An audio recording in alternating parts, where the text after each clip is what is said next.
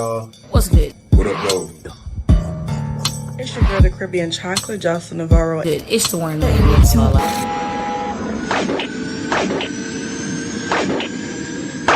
Now somebody hit my music. I'm contemplating and chasing, handling biz right now. We never waiting and patient, jumping at the crib right now. Food up my label, we make it staying legit right now. Could call the doctor, we operating, they sick and say right.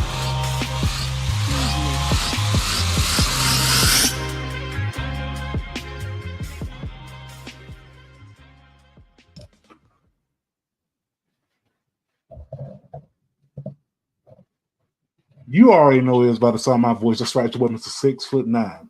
JT back in this piece once again, or should I say the Black Fiend. But I ain't come alone. Of course, joining me is the co-host.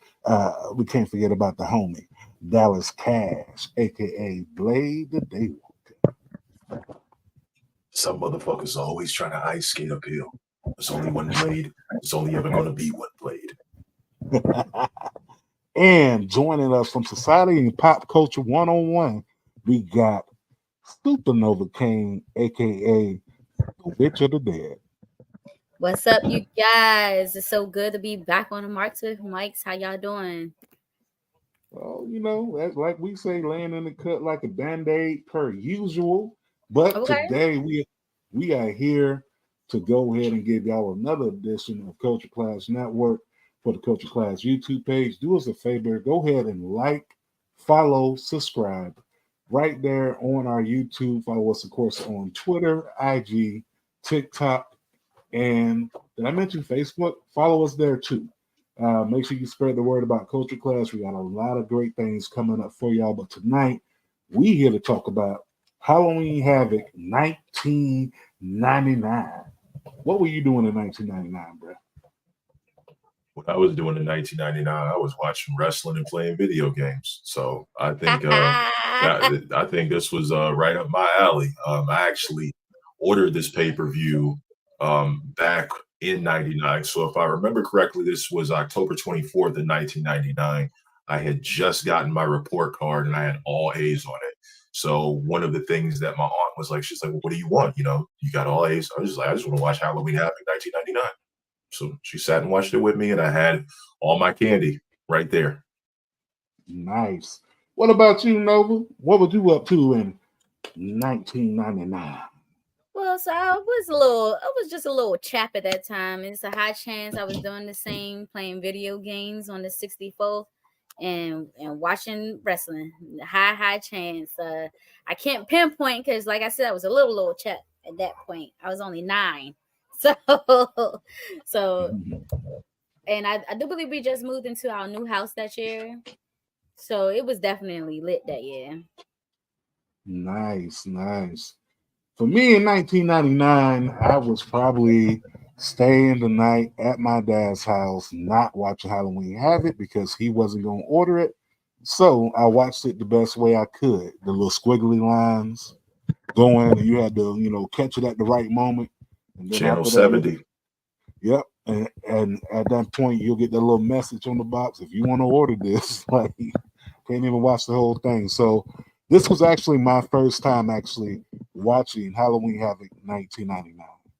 And when I tell you this pay-per-view was a ball full of bullshit, I'm not going to hold y'all. In my opinion, this was one of the first pay-per-views that was booked by Vince Russo. And, he has a terrible track record. And there is one word that I would use to describe it, and I've used this on the podcast before. This was a disaster class. Yes, this was definitely disaster class. I guess we can go ahead and run down the card real quick. First match on the card. Let's go ahead and do this, man. All right, so the first match on the card was the WCW Cruiserweight Championship match between champion Inferno and the Cajun sensation Lash LaRoe, who basically, I don't really know, but I'm just going to say he was basically a wrestling version of Gambit from the X-Men. He had somewhat of a cool finisher. And that's where I'm going to leave it at. So let's just go ahead and jump into this match. So basically, I could give a shit less about this match because there were so many variables that made it hard for me to follow along. The crowd wasn't even invested in it, and trying to book Disco Inferno as basically your heater, it wasn't working. It wasn't working. And honestly, watching this match, I'm kind of glad it opened up so we could get to the rest of the card. I wasn't really impressed with the last heel turn at the end, him attacking Disco Inferno. Wasn't really something that even the crowd cared about. Like, about 90% of this card, the crowd could care less about. And it was supposed to be a star-studded card. But overall, this was shit. And I mean that in the most respectful way possible, because both of these men are talented superstars, but just neither of them could get over a cliff if they jumped off of it. So, hey yo, what about you, Nova? What did you think? I didn't watch Halloween Havoc 1999, and honestly, I don't remember them niggas. So I don't have really that much input on these two wrestlers. Yeah, so for me, Disco Inferno, and I ain't gonna hold y'all, as a kid, he was catchy, you know what I'm saying? I was a fan. You know, once he did the whole NWO run, yeah, stuff kind of went down for me. But I will say this match was not his best. It wasn't either one of their best. As far as to my liking, I had the chance to see a lot of Disco Inferno matches, and that was not my favorite. The heel turn at the end was stupid, but you know what else? The match didn't start inside the ring, and that seemed to be a trend the whole rest of the night. Let's go on to the next. So the next match we had was a three-way dance for the vacant tag team championships, which off the top of my head, I'm trying to remember, was the First Family versus Harlem Heat, and it was against it's Filthy Animals, so Kidman and Conan. So this has been a reoccurring theme for Vince Russo to shoot the action outside the Jerry Springer-esque Attitude Era style of brawling that he was shooting. Remember, he filmed a 32-man battle royal, not a 32-man fight in TNA, and wanted it shot in 3 different locations live on pay-per-view. That's literally impossible to do. And you could have the best camera work in the world, and it's not going to work. Nope. This was probably a match that could have been booked better. The double pin for the win, like, a lot of these booking decisions were confusing, especially with the way that it finished. I mean, it was a kind of a hardcore match. Then Stevie Ray kind of looked confused at one point. Hugh Morris had missed his cue. Brian Knobbs looked like he'd rather be anywhere but there. Yo, talk about Brian Knobbs jumped off the ring apron. Like he almost had like this Scott Steiner moment where he almost fell, right? Like go ahead. So he does that, and then there was a move where he jumps from the barricade, lands on his feet, and then tries to do a clothesline. Like it was horrible. Well, at least he stuck the landing. Yeah, he stuck the landing, but the ending of this match is what got me. The ending, bro. Stevie Ray proceeds to pin Brian Knobbs in the back by throwing a styrofoam dummy on top of him. I cannot make this shit up. What? A styrofoam dummy is what took out Brian Knobbs. Out of all things, it works, I guess. You could have used a chair, a styrofoam. No, styrofoam is light. You could have punched him. Just punch him. He could have punched him. He could have pulled out the slapjack. a styrofoam dummy. Hit the block. Man. Go get something because that was Basuda. That was bullshit, bro. And your winners and new tag team champions was Harlem Heat. Hold up, wait. Remember in go ahead, speak on it. No. Go ahead. I'm not cutting you off. So in the ring, there was also another pin. It was Kidman pinning. Who did Kidman pin? Bro, listen. I was so confused that I don't even remember who Kidman pinned. Because remember I said it was a double. He pinned Brian Knobbs. Yeah. And I was like, I was watching this and I said, this is a fever dream on acid. When y'all talking about it, it's got me over here like trying to look for the match right now because it sounds crazy as hell. No, don't do it. Don't waste my time. You got a better chance watching paint dry. Yeah, and I absolutely hated that for Harlem Heat because Harlem Heat was like one of my favorite tag teams. Conan and Billy Kidman were one of my favorite inside WCW. But for that to happen to him, man, and after watching that match,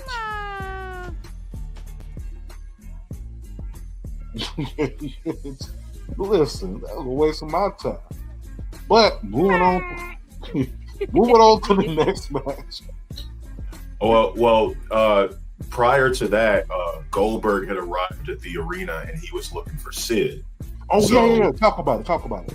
Yeah, so Goldberg was looking for Sid, and basically when he found Sid, he basically packed him up because he knew that Sid had some shit up his sleeve, which we'll discuss shortly in the show.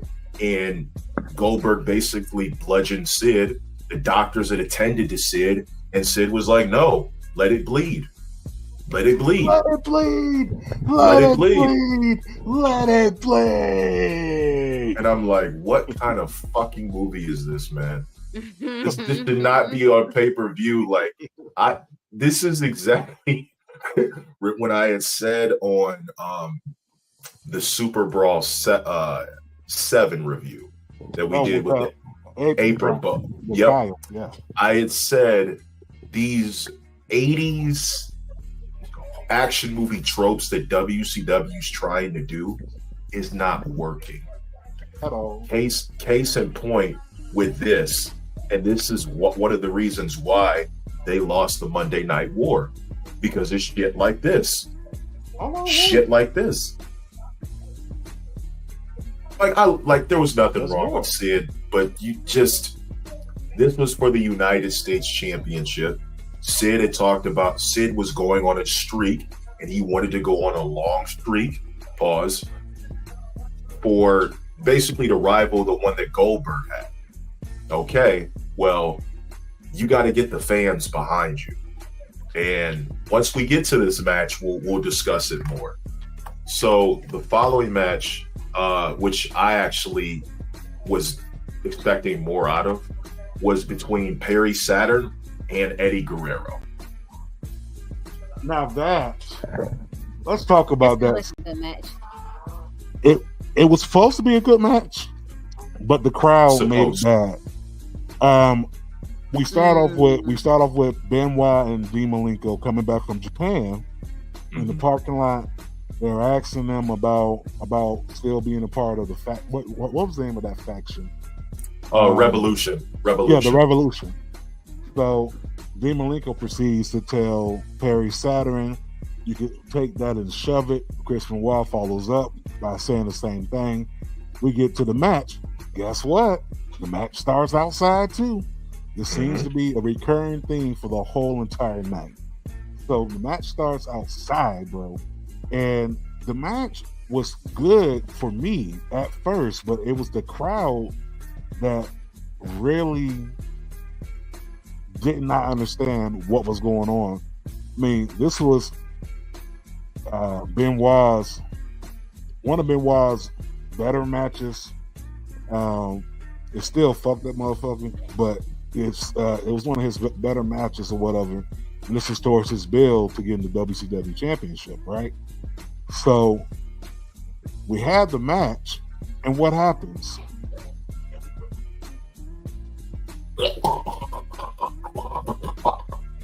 So it was Benoit versus was that Rick Steiner? Yeah. Out of all people. Rick Steiner, who wasn't even a main eventer at this point in his career. And before we even get to Rick Steiner and Benoit, like Ric Flair being involved in sexually assaulting Tori Wilson by placing a kiss on her, which this was, what did we say? We said every time a match involved one of the members of Revolution or Eddie Guerrero or Jericho, the crowd could care less about it at that point unless it was a heavily invested storyline. So Novocaine, I gotta ask you, when has Perry Saturn ever looked interesting? Never. And you know, Perry Saturn being from Ohio, until like you said, with that drama. Yeah. When he had first debuted in WWE, it had picked up. When he was with Cronus and they were the Eliminators back in ECW, oh yeah, absolutely. But other than that, Saturn has kind of floated in and out of the scene, because you would expect with the four of those guys debuting on WWE later that year. Later that year, 2000, early 2000, something like that. Oh, yeah, later in 2000. I'm sorry, this was in 99. That there would be some sort of like push for Perry Saturn. But with the Mike Bell situation and how he was backstage, he kind of fucked up his own push. Yeah. So he was supposed to be one of the guys that was going to take the company forward. They put him with Terry Runnels. Then when he fucked up Mike Bell on, I think it was Jacked, they gave him the Moppy gimmick. And I know everybody remembers that shit. Fucking Moppy. Either way. Cheese on top of cheese. Oh, head cheese when he was with no, that was Steve Blackman. Steve Blackman and Al Snow. He had the dumb gimmick when he had amnesia, when he had taken the chair shot. He was yes, and that led into Moppy. So yeah, I feel bad for Perry Saturn, but honestly, it is what it is. JT, what's your thoughts on this match? Like I said, the match itself was pretty good. The heel turn at the end by Dean Makenko was out of nowhere. Yeah. And then even Perry Saturn looked confused, like, are you hugging me or are you standing off with me? Like, you putting your hands up, like, what's up? Like, so I don't even know what to think about it, but I just thought the ending itself, the ending was stupid. It was dumb. And Chris Benoit lost the television title for what? Nobody wants that title, right? Nobody wants that fucking title. Rey Mysterio didn't want it. Prince Iaukea didn't want it. And he was the fucking champion. Like nobody wants this fucking championship. Scott Hall didn't even want it. What was the name of it? The TV championship. The television championship. Scott Hall said, "Why the fuck am I holding this television championship for if I ain't getting extra TV time? What's the fucking point?" That's the point. There's no point. Scott Hall said, "No extra TV time, no TV dinners." They tossed that bitch right in the trash. Him in the.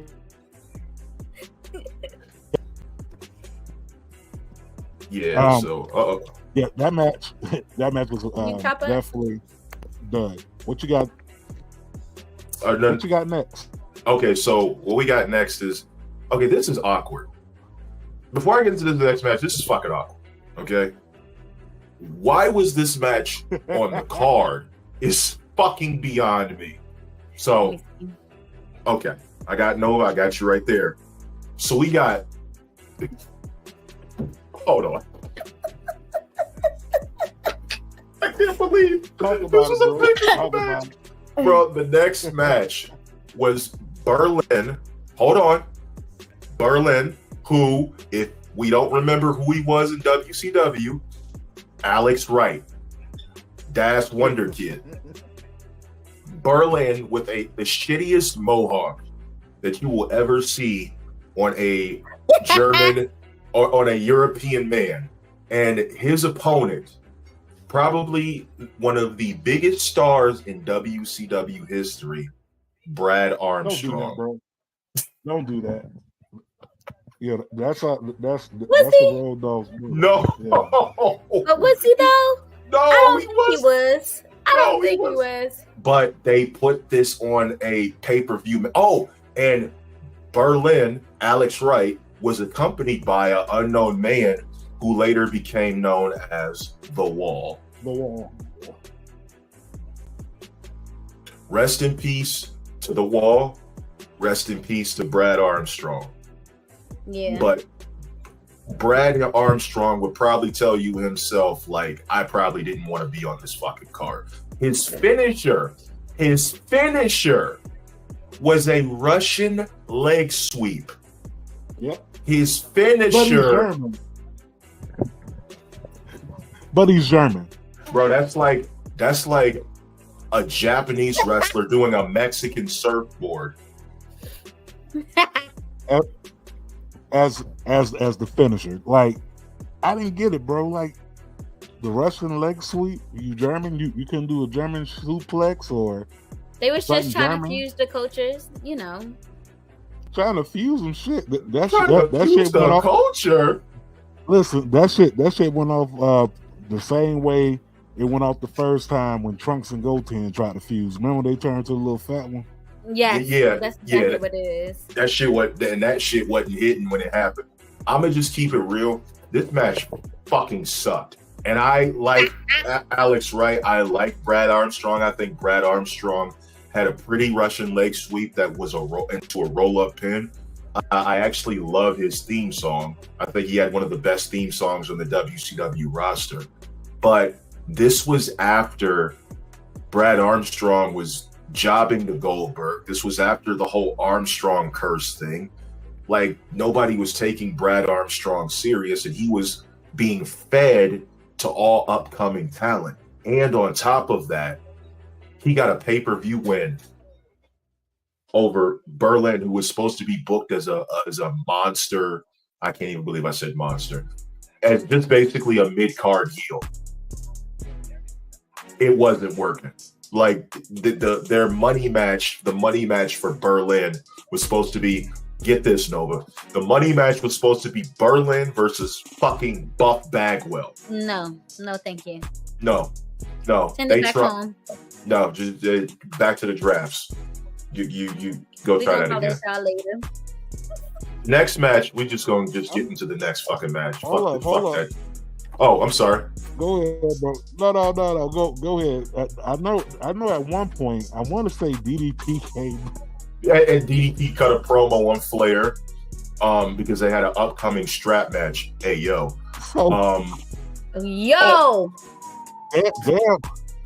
Damn that. Hey, the strap match will always trip me out. What did you like about the promo? The promo exchange, right?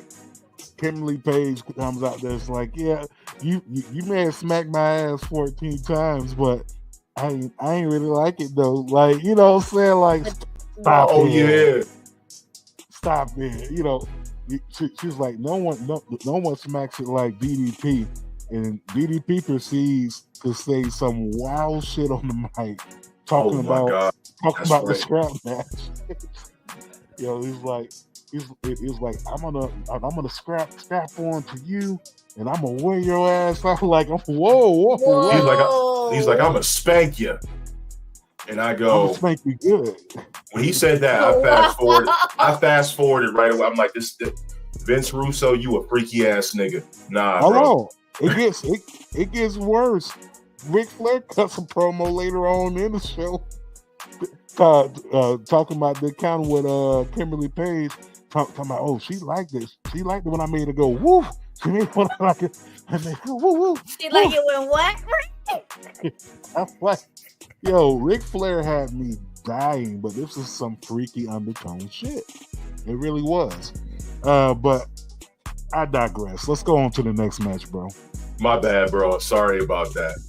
The next match was going to be the television championship match we talked about previously between Chris Benoit and Rick Steiner. Oh, yeah, we talked about that. All right, so now that we away from that match, what's after that? Well. Oh my God. No, not that. We already covered that. Yeah, we did.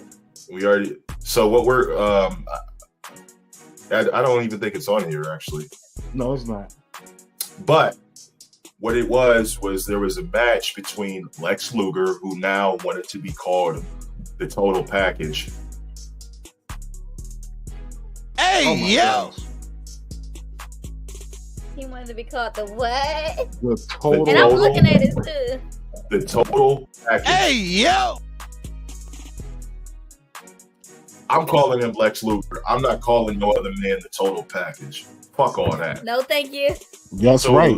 His mama name him Clay. I'm gonna call him Clay. I'll call him Clay. So Lex Luger versus Bret the Hitman Hart. Lex Luger with Elizabeth versus Bret the Hitman Hart. This could have been what? Don't forget the match started where? Outside. Outside too. Oh, you said that was like the theme for that night. Yeah, it was a theme. And once it's why?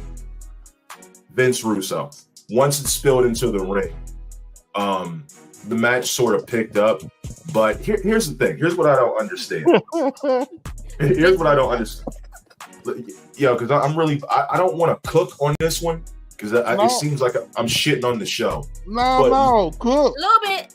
Cook. You have for the faces, you have Bret Hart, Hulk Hogan, and Ric Flair. And the heels are supposed to be DDP, Sting, and Lex Luger. What's the problem with this? The problem with this is you're supposed to flip it around. Yeah. Because who the fuck? Hogan just had his greatest heel turn of all time. The greatest heel turn. Fuck Hogan. You knew this is fuck Hogan, but greatest heel turn ever, it's up there. Like it's on the Mount Rushmore. Why would you go back to being a fucking face when you know that NWO money was unlimited? And it still is to this day, right? Hogan, Flair, and these are veterans that are past their prime. Their heyday is over. Over. And then you have Sting, DDP, and Lex Luger, the three that are supposed to be the future of the company. And Lex Luger being a heel, the best time that Lex was a heel was when he was the narcissist back in WWE. When he was the narcissist, he looked really good as a heel, but he's better as a face. However, you can't really, I don't buy it. I just don't fucking buy it. And the match was fine. Bret is really good at hiding everybody's weaknesses. What I don't like was the finish. No, that finish was ass, but let's talk about Bret Hart literally beating Lex Luger ass for like 5 to 6 minutes straight. Yeah. Like, motherfucker had no offense. Like, So this is the match that I could go back and watch. Oh yeah, this you can go back and watch it, but don't get your hopes up too high. Don't get your hopes up. Bret loses. Yeah, Bret definitely loses, but It's not even that. It's not even the fact that he lost. It's the way that he lost. It said that he lost by submission. He tapped out to a half-ass, half-leg Boston Crab. Boo. Like imagine fucking Batista Imagine Batista tapping out to like the Rock sharpshooter. Yeah, the Rock has one of the same energy. sharpshooters. Like, this mic good? We good? Can y'all hear me? Yeah, Yeah. Okay. Okay, my bad. I think the mic was too low. Brett deserved better, but the rest of his potential was completely killed when he went to WCW. And 100%. Just go ahead, JT. I'm sorry. No, I was agreeing. I said 100%. So, what else did we want to cover on this match before we move on to the absolute stinker that followed after this? Yeah, so nothing really too much to cover much on this. I mean, you had Luger, and I want to say that Rick Steiner came down. Mm-hmm. For whatever reason. But for whatever reason, he came down to help Lex Luger. And I don't understand it. Bret Hart takes the L. Then we get on to the stinker, the one that stuck up the joint. That nasty shit, which is crazy because a few months after that, the same shit happened to him. You know what I'm saying? But oh my gosh, we were supposed to have a match between Sting and Hulk Hogan, and Hulk Hogan walks down to the ring, black do-rag, black vest, black pants, black shoes, and literally says something to Sting. Like you could see Sting's face when he came out there. Like, this is bullshit, right? Gets to the ring, and Hogan was basically like, "Yo, I'm just gonna lay down and let you pin me." But basically, they were basically trying to shine light on the "that doesn't work for me, brother" thing, or whatever. And that was one of those moments. But Hogan literally came down and he was like, "Lay it on me." That's not me. I live on the 5th floor, that's it. JT, could you do me a favor? What's up? Pause the music, please. Oh shit. He getting ready to say something. Let me go ahead and pause. DJ D-Ray, cut the track. Cut the beat. Let me say something.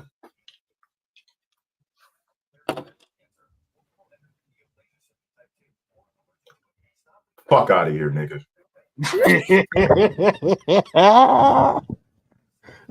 Ain't no goddamn way. The match, listen, okay, so Nova, the match lasted 3 seconds.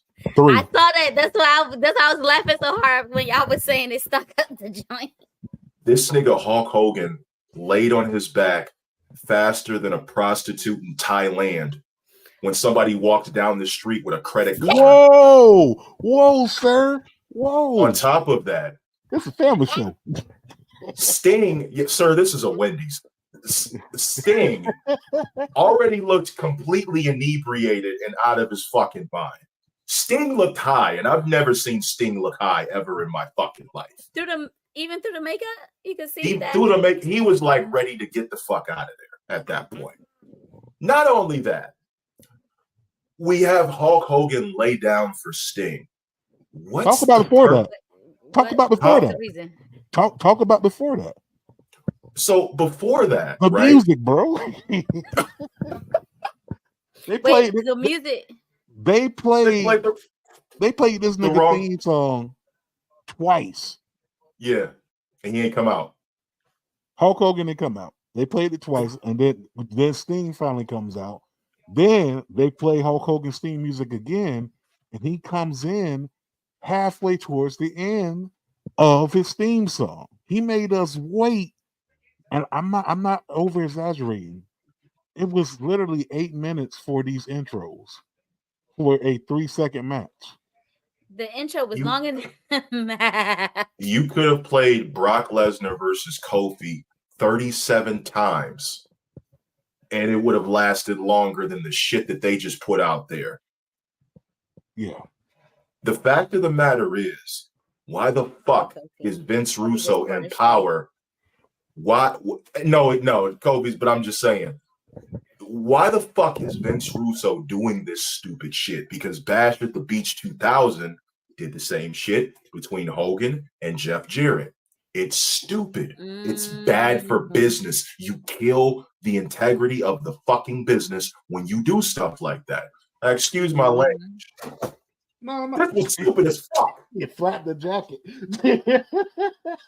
He flapped the jacket with it and everything. It is $1 billion wrestling company. And you're going to have a match between Sting and Hulk Hogan. And you're going to have two of the biggest stars on your roster. It's a 3-second match. A 3-second match. 3 seconds. They could have did better with that.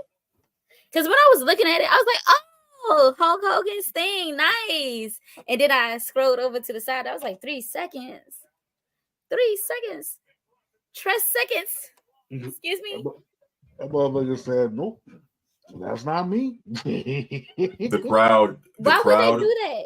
What was the crowd? Reason? I don't know. Vince Russo. I keep saying this. Vince Russo. The crowd shit on that. They were. If somebody would have went backstage, if a fan would have jumped the guardrail, ran backstage, and assassinated Vince Russo in Gorilla, it would have been understandable. Whoa. Because I'm not saying that this man should have died, but he should have been publicly executed before. He should have been publicly executed during the opening ceremony of WrestleMania 17. He should have been captured. He should have been arrested. He should have been locked on a fucking island and had a hydrogen bomb drop from the highest altitude directly towards him. That is the end. And the fact is that Jim Cornette already has dedicated his life to outliving Vince Russo so he can piss on his tombstone and hang it up on his wall. God damn, Dallas. I don't even know if that's PG. It's not. It's terrible. This is what killed the business. When WCW asked, damn, what killed WCW? Exhibit A right there. That guy. That was about to say, that's a big reason right there. Dude, if I'm booking the show, I'm cutting half of this card. I'm cutting this card in half. Hey. No, Berlin and Brad, y'all can wrestle on Nitro. Perry Saturn, Eddie Guerrero, we'll keep y'all, but we're gonna give y'all 15 minutes. Right. Some of y'all can wrestle on Thunder. Take that shit to Thunder. Hey, Hulk Hogan walked to the back. Hulk Hogan walked to the back and see Vince Russo. He was like, we sick and tired of that nigga there. We sick and tired of him. We tired of him. And he just got started. And think about it. They said potentially like, yo, we got somebody from WWF, one of the writers who was responsible for the Attitude Era. Oh, he's gonna be the guy that's gonna keep this company moving forward. You were sold a bill of goods. You were sold a box of shit. And ladies and gentlemen, if you are a fan of Vince Russo, this should be in your top 10 Vince Russo booked pay-per-views of all time. Next to Bash at the Beach 2000, next to Sin 2001, next to fucking Starrcade 2000. It's bad. This was bad. And then we move on to the match that actually saved this pay-per-view. Yeah. For the first 7 minutes. For the first 7 minutes? Not even the whole match? Well, the match was about 7 minutes and 11 seconds. After that, it went back to being a disaster class. So the match was the United States Championship between the champion Sid and Goldberg. On a card that has Sting, Hulk Hogan, Dean Makenko, Perry Saturn, Eddie Guerrero, Harlem Heat, DDP, Ric Flair. You mean to tell me the match of the night, the match that got the crowd involved was Sid versus Goldberg? Hey man. And mind you, this is around the time when Goldberg was smashing this nigga car, making this nigga like living hair. Broke his fist on the limo, then blood went flying everywhere. I remember that. I think I remember that one. Goldberg, why me? Why me? I remember that. This shit was terrible. I remember that one. It was terrible, but this was a great match. JT, you can cut the music back on. This is a great match. This was a great match. And again, started from outside, made its way inside. But wait. There's more. Yes, there's more. All of a sudden, out of nowhere, the outsiders jump and beat the shit out of Goldberg because Kevin Nash and Scott Hall said that they're getting the band back together. So then I'm like, is Sid joining the NWO? Okay, whatever. Right? He said he wanted to be affiliated. This was actually really good, and the crowd was actually into this. This is probably one of the few matches that they gave a shit about. Yeah. So what was that? The second to last match? No, yeah, I think it was like this. That was the 8th match. Yes, I'll say second to last. So there was 10 matches. This was match number 8, because right after this was the strap match with DDP and Flair. And got to talk about this. So before this all went down, after the shit with Hogan, Sting had come out and said that, yo, I'm sorry that y'all had to see that bullshit that just happened, but I'm here to wrestle. So I am going to wrestle one more match tonight. Oh, okay. So I was like, how did he wrestle twice? So that to me kind of saved the card in a way, because Sting actually performed that night. Do I agree with it being Goldberg? No. At this time, you could have put anybody up there, but I get it. Keep him hot. But the next match after that was DDP versus Ric Flair in a scrap match. Pause. This was hilarious. Guess what, ladies and gentlemen? It started from the outside again. Why would a scrap match start from the outside out of all the matches? Yeah, starts from the outside. DDP is on the apron trying to put the scrap on. Pause again. Ric Flair pulls the scrap from him. Whoa! Pause again. And the referee ends up giving Ric Flair the scrap, which is I'm not mature enough for this. Which ended up being Little Nate, Charles Robinson, right? So we got this match going on. Flair eventually gets to spank Kimberly again, or attempts to, and then DDP yanked the scrap on him and wrapped the scrap around his neck. And then proceeds. He had the strap around his neck and put him in the figure 4. So while he was getting choked, his legs were getting crossed. Why do I think I remember seeing this clip? Like when you just described it just now, I feel like I remember seeing that clip. Yeah, that was hilarious. That whole ordeal was hilarious, to be honest. There was one word to describe this whole match. What was it? Hey yo! Hey yo! There was some freaky ass shit going on. Shout out to my boy Nims. And then here's the thing. So DDP hits the diamond cutter.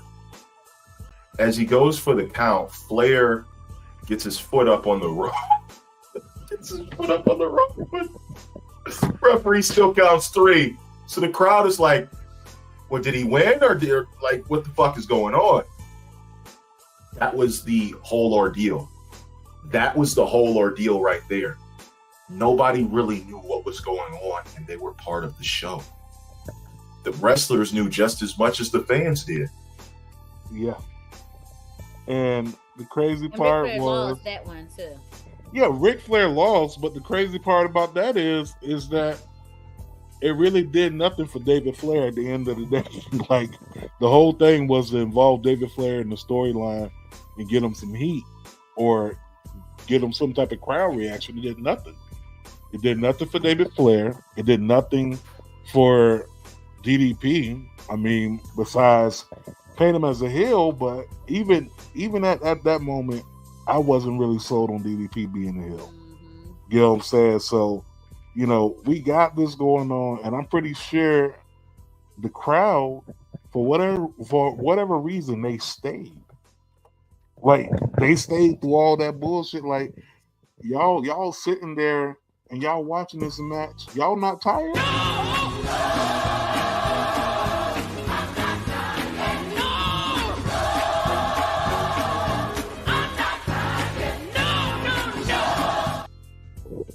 Like, and then wait, tell Nova what happened. Tell Nova what happened with the fucking when they put Flair in the ambulance. No, you got it, bro. You got it. Wait. So, what happened? So this nigga. What this nigga do? Hold on, bro. Charles Robinson started crying on cue for no, because Flair was injured and shit like that. So then, I don't know. This was some injury angle, right? So they throw Flair in the ambulance, right? The filthy animals, out of nowhere, take the ambulance and take that shit and leave Ric Flair in the desert.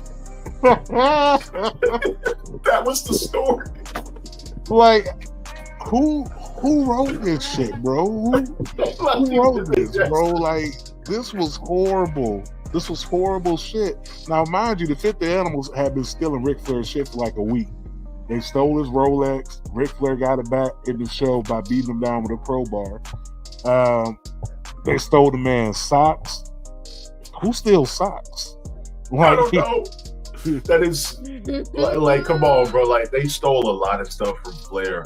And Eddie Guerrero's like, why you accusing me of being a thief? It's like kind of stereotypical, but the whole entire premise of the Ric Flair Filthy Animals / DDP storyline was all over the place. It really was. Like, I didn't know what to devote my attention to. I really did. And for a person that suffers from ADD a little bit, this was even tough for me to even get invested to. You know what I'm saying?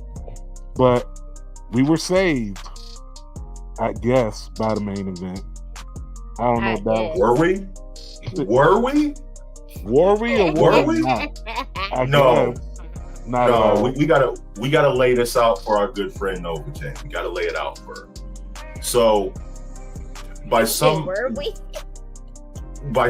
luck of occurrence, the main event was Sting versus Goldberg, who had just won the United States Championship. Okay? Sting wanted a challenge, so Goldberg obviously stepped up to face Sting. Keep in mind, Sting is the heel. Goldberg is the face. This already has terrible written all over it just from that alone. Because it just doesn't work. Stinger splashes in the corner. Sting is giving Goldberg all he can handle. And then miraculous. Oh, and this is the best part. The commentary team and the audience didn't even know if it was for the World Heavyweight Championship. Seeing as how Sting just defended the belt against Hogan, people are thinking, oh, this is for the World Heavyweight Championship, champion versus champion match. Let's run through this. The match goes on. Goldberg leapfrogs Sting after he tries to get a Stinger splash. Spear, jackhammer. 1, 2, 3. The crowd pops because they think Goldberg got both titles. Again. To the point, Charles Robinson, who had ran down miraculously. This one didn't start in the back, but the referee started in the back and ran to the ring. He raises Goldberg's hand and hands him the belt. Oh shit. Sting goes over to Charles Robinson and says, "Hey, this was a non-title match." And Charles was like, "Well, nobody told me that. Here's the belt, Goldberg." Hey, Charles Robinson said, "Tough break, nigga."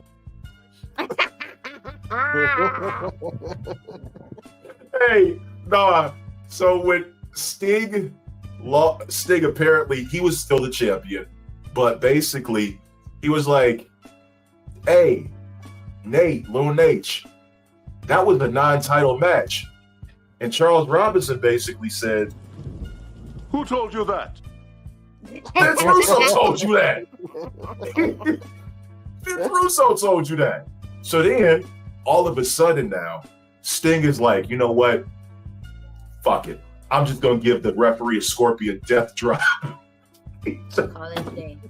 Drops his ass and goes out of the ring. And then later down the line, there was a tournament for the World Heavyweight Championship due to Sting attacking Charles Robinson, which throughout all that Vince Russo nonsense, the tournament was won by Bret Hart. Time out, bro. You mean to tell me that they script Sting of the title for attacking Little Nate? They held a tournament for the championship, and when they held the tournament, I had missed like what had happened in the beginning, but I had caught the end, and I said, "Why the fuck is Bret?" You know what? Let me turn Raw right back on. I went right back to Raw at that point, because at that point I'm like, you're insulting my intelligence. You mean to tell me that Bret Hart can tap out to a half-ass Boston? I'm talking too much. Bret Hart can tap out to a half-ass Boston Crab from fucking Lex Luger, who is roided up to the fucking gills, but then he can turn around and win the World Heavyweight Championship in a tournament. That's how they wrote it. She. That's the one. That's the one right there. That's the one right there. That's the one right there. And I'm watching. So I watched some of WCW back in the day or whatever, of course, but I was always WWF for me. But the way that y'all just described this entire pay-per-view just goes to show why WWE, WWF had ended up reigning supreme. Because why did they do that? Who told them to write it like that? Who put it together? Why? Then it sounds like the wrestlers were running the show instead of the people in the back. Hated it. That's the one. That's Listen, the one. man. If you Go ahead, JT. If you were live in attendance, and if you bought this on pay-per-view, Congratulations, you played yourself. You played yourself. You played yourself. That's right. He ain't lying. That's right. My mama wasn't paying for no daggone pay-per-views when we were growing up, so no, not at all. Not at all. After watching this pay-per-view as a 10-year-old kid, I was like, "Oh, that was pretty good, I guess." And my aunt, adult, as an adult, I'm like, "What?" Because my aunt was like, "I don't really watch wrestling all like that, but what the fuck was that?" And then she was like, "Why is he being called the champion if the referee didn't even hold up the championship belt?" Oh, I guess that makes sense. Why did all the fights start in the back into the ring? Oh, yeah, what's up with that? That's the biggest question for me. Why were they all starting in the back? JT, allow me. Go ahead. Just one second. Oh shit. Hold on. You got it. You found it. No. It ain't nothing to find. Nova, we can actually sit here and tell you with a straight face that this is one of the least stupid things that Vince Russo has done. There are two matches that come to mind when we talk about the stupidest things I have ever seen. Probably three. Judy Bagwell on the pole. Judy Bagwell on a forklift match. Not a forklift. Judy Bagwell on a forklift match. And then don't forget, what was the Viagra on a pole match? Ric Flair's Viagra. Ric Flair had the Viagra. Ric Flair was popping per 30s. And then David Arquette winning the World Heavyweight Championship. You must be out of your goddamn mind. The actor? David Arquette, the actor who had just starred in Ready to Rumble. Dewey, yes, Dewey. Yes. Yes. He won the World Heavyweight Championship. I'm through with them. Jay Leno was getting off it. Jay Leno was getting offense on Hulk Hogan. He put him in a wrist lock and Hulk sold it like his fucking arm was broke. Well, if you seen the way he tried to tear off that shirt at this Republican rally they had in Madison Square Garden, I think Jay Leno really fucked his wrist up because he can rip that shirt off with nothing. For nothing. Hated it.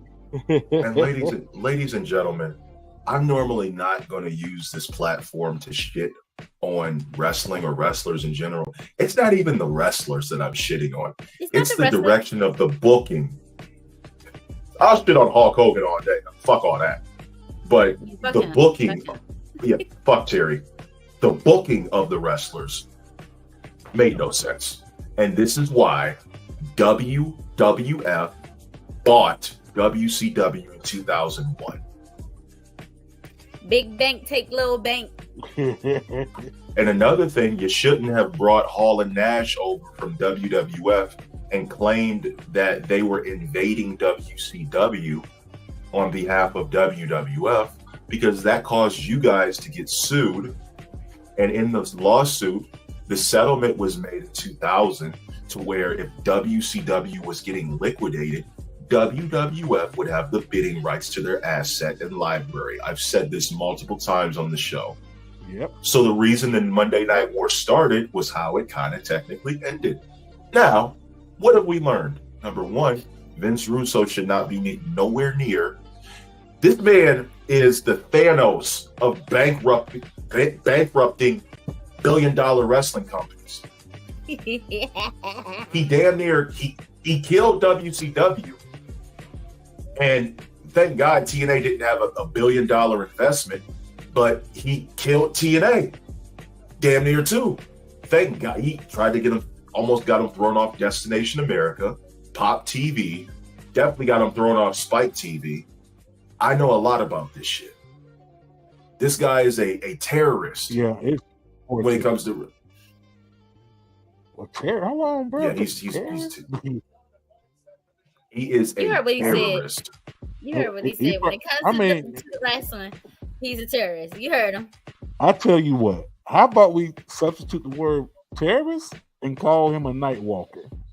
Since you're Blade, he's a vampire.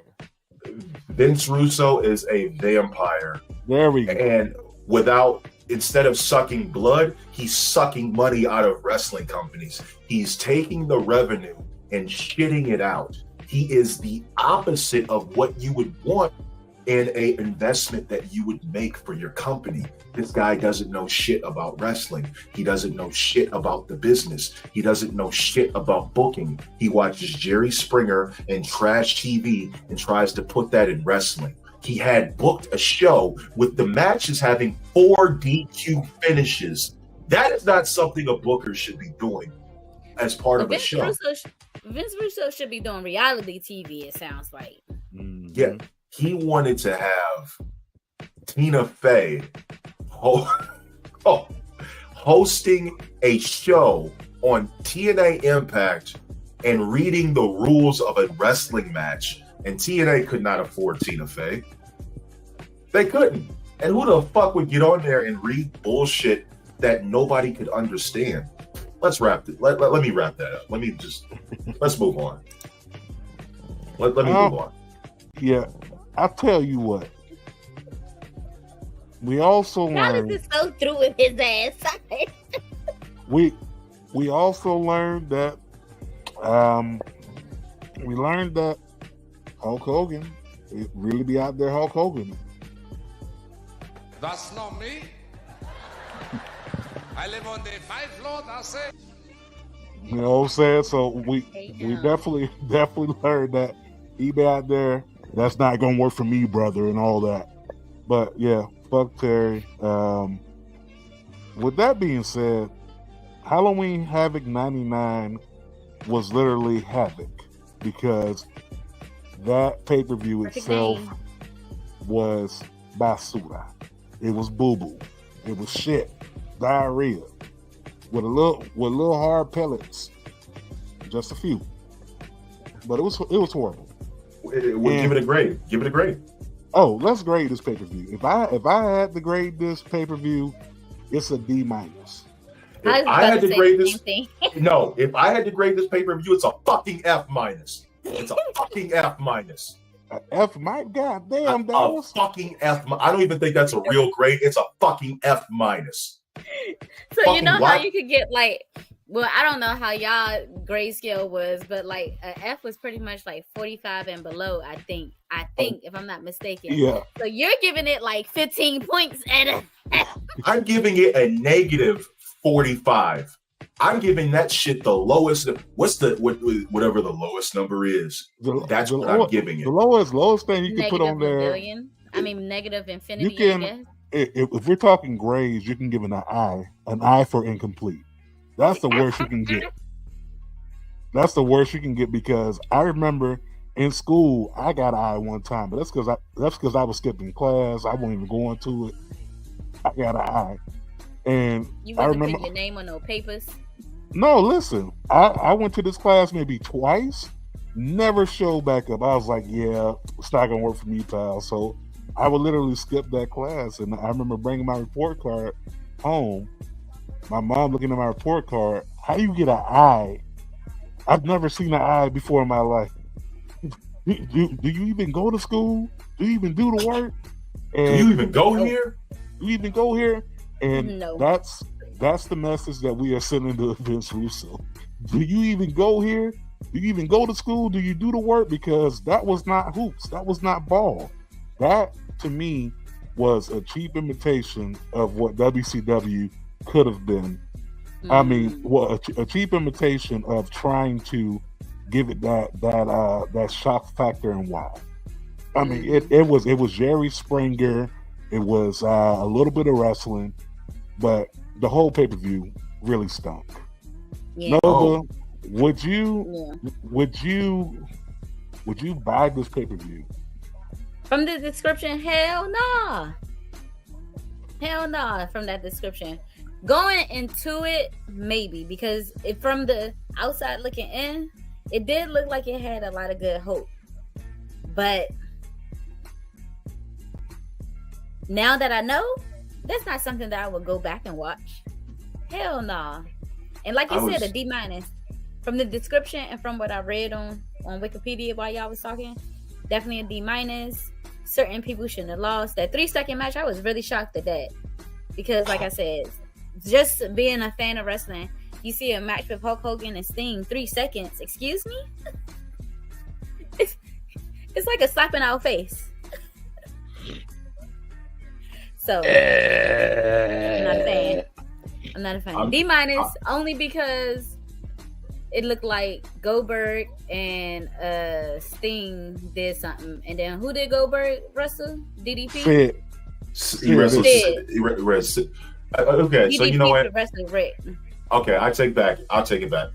With the inclusion of Sid and Goldberg, I'll give it an F plus. That's close to a D minus. That's close to a D minus. That's close to a D minus. He ain't letting that F go. And Halloween Havoc 2000. Oh, let's not even get started on that one. No. We'll say we'll say that for one of our next reviews down the line. Yeah, but overall could have been a better pay-per-view. I'm overreacting. D minus is where it really. No, you're not. No, you're not. But F plus is my official grade. I would buy the pay-per-view if I was trying to convince people watching it not to be a fan of wrestling. And I would only buy the pay-per-view if I was at one point trying to torture myself or if I was suicidal. Having said all of that, instead of buying the pay-per-view, I would probably go to my nearest armory, buy an AR-15, and I would go looking for all of the creative team and mercilessly kill them if I could. Goddamn, noob. We can't say the word. We gotta say pew pew. Oh, I'm sorry. Miraculously unalive people. There you go. Go. No, I'm just kidding. I would. No, I'm totally kidding. But no, I would just not buy this pay-per-view. I would not really watch it. It's just not what the average fan of wrestling can be proud of.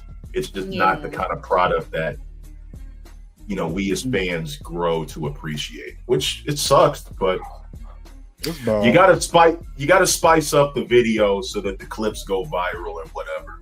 But my honest opinion, it could have been booked a little bit better. Overall, they had the talent. It looked great on paper, but the execution was terrible. Very terrible, even with having the excellence of execution. But after watching that pay-per-view, Damn it, mine eyes! Damn it, mine eyes! And this came on at the same time as Monday Night Raw. This came on Sunday. Oh, this was on a Sunday. This was on a Sunday. If this would have been on Raw, the ratings would have dropped like to a 0.5. Yeah. This Halloween weekend, me and Ghetto Boys. You imagine having to sit? Can you imagine having to sit through that? Oh man, that was. I'd rather watch paint dry. Good. I don't. Saturday. I mean, not a Saturday, a Sunday. Yeah, on a Sunday. That means the 31st was on the following Sunday. So if the kids and everybody just gave up their Halloween night for that, oh my God, Vince Russo been mad. What Darvin Ham is to coaching the Lakers, Vince Russo was to wrestling. What Nathan Peterman was to the Buffalo Bills, Vince Russo is to booking. Vince Russo is the Sean Bradley of the Dallas Mavericks of trying to make the All-Star game in 1998. Ew. Man. I'm sorry, he played on the Sixers, I believe. He just was not the guy that understood wrestling. He didn't care about it. He didn't care about the business. The only thing that he cared about was getting in the New York Times for wrestling. That's it. That's all he cared about. That's it. Well, we try to give y'all a reason to care about this pay-per-view. Obviously, there's not a reason to care. Honestly, you're not missing. I'm probably going to get thrown. I'm probably going to get thrown out of Marks with Mikes for this. So I'm sorry, guys. This may be my last show. It's like not hearing the product. Yeah. You still be part of the class. There's no reason for you to go watch this pay-per-view. It's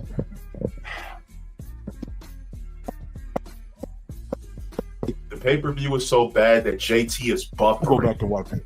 You saw that? This pay-per-view is so bad that JT is buffering. That Drake was skipping it. We've already. This time. We got a Halloween Havoc we've already internet watched connection. We've already watched pay-per-view. Don't do it to yourself. We've already took the bullet for you. Don't do it. With that being said, we're going to go ahead and close this baby out. So I think it is about that time. And after watching that pay-per-view... Hey, look! Silence! I can't take this shit no more. Classic. Thought is real simple, B. It says wrap it up. Wrap that shit up, B. Wrap that shit up, B. All right. I want to thank y'all for tuning in and listening, tuning in and watching on this Halloween day. Too much negativity can have you unbalanced mentally, spiritually, emotionally, and physically. Do me a favor and spread more positive vibes. It takes very little to build someone up than it does to tear them down. Think about the logic inside that message. Thank my brother. Thank my sister. Maybe for the first time in a long time, you were able to do a good gesture for somebody. And it ain't got to be much. Opening the door, putting your jacket over a puddle for a young lady to walk, or, possibly letting somebody over in traffic. But maybe for the first time in a long time. Saying excuse me in the grocery store. Saying excuse me in the grocery store. But maybe for the first time in a long time, you was able to go to your bathroom at work and nobody pissed all over the seat.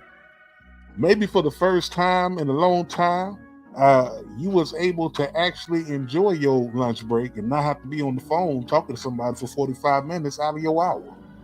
Or maybe for the first time in a long time, you were able to go through the drive-thru of Popeye's Chicken, and they had everything. Everything. Not nothing missing. All the sides, breasts, thighs, drumsticks. First time. Wings, the sauces, everything. But with that being said, spread more positive vibes. And you can do that by going. Now, them dry ass biscuits may take you to the upper room. I'm not gonna hold you. But I will say this. You ain't gotta you can go to whatamaneuver.net and purchase that Positive Vibes Only apparel for the time being. You ain't gotta get it for you. Get it for someone who may be going through it. Maybe them seeing that message on that tank top, that's that baby onesie, that hoodie, that sweater, that V-neck. Them seeing that message could be a positive affirmation that life will go on. Even after Vince Russo fucked up WCW, life did go on. Okay? Mm-hmm. I'm going to leave y'all with this. People, please practice good hygiene. Wash your hands and wash your ass. Use soap and deodorant. Okay? Make sure when you're washing your ass, it's from face to ass, not ass to face. And on that note, it ain't tricking if you got it. But if you got it, is it really tricking? I'm going to leave y'all on that message, brothers and sisters, as we close. We'll catch y'all next time. Make sure you follow Culture Class Network on all your favorite streaming apps.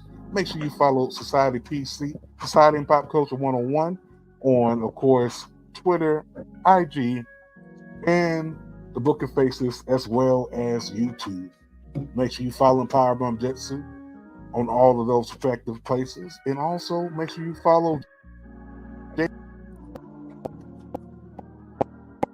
those respective apps. And of course, follow Dallas Cash at the Humble Roses on IG and King Dallas Cash on Twitter. But we out. And make sure you follow Supernova King _Supernova King. I want to thank y'all. We love y'all. And on that note, happy Halloween. Happy Halloween. Happy Halloween. Happy Halloween. Oh, this mask is hot. We got to end the show. Yeah, I bet that mask smell crazy right now. Shit is killing you, man. Hey, yo. Can't see this thing, keep riding this thing. Damn, bro. Listen, hey, I had to take my jacket off because I'm like, yo, this jacket is heavy. Shit is heavy.